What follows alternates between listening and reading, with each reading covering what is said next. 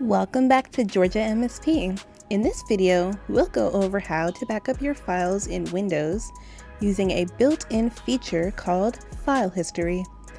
This is an easy way to keep copies of your personal files in case something goes wrong with your computer. So first, what is File History? File History is a Windows backup tool that automatically saves copies of your documents, pictures, music, videos, and even desktop files. If a file is lost, deleted, or changed by mistake, you can restore it from the backup. Now, before we get into the actual steps for File History, let's talk about the things that you will need, which isn't a lot, so don't worry. But in order to use File History, you will need one of the following: an external drive, such as a USB hard drive or a flash drive, or a network location, like a shared folder on another computer, or a network attached storage device. For this, I'm going to use an external drive because that's the most accessible thing for most people, I would say. Like, most people have a flash drive, know exactly how to use it. So that's what we're going to do. So, to access File History, you simply click the Start menu, type in Control Panel, and then once you've gotten Control Panel open, you will click on System and Security, and then File History. And this is where you'll see the window where you turn File History on or off. At this point, you need to plug in your external drive or connect that network location, and Windows should automatically detect it, like right here. That's my flash drive. And if not, you can simply click Select Drive from the left sidebar and do it that way. So now you've chosen the drive that you want to use for your backups, you've clicked OK, and now all you have to do is click Turn On to activate File History. From this point, Windows will automatically back up your files to that selected drive. And now File History is on. It's saving a copy of my files for the first time, so we're just going to wait on that. Depending on how many files you have, this can take quite a while.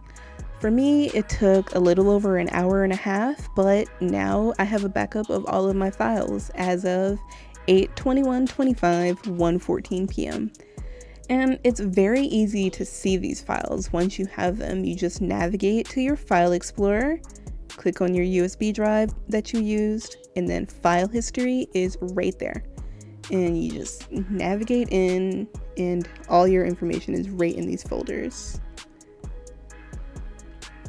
And if you want to restore the files, you do not do it through here, of course. To restore the files, you go back to that Control Panel, click Restore Personal Files on the left panel over here, and then here you have all of your files. This is the window that shows the backup version of all of your files and folders.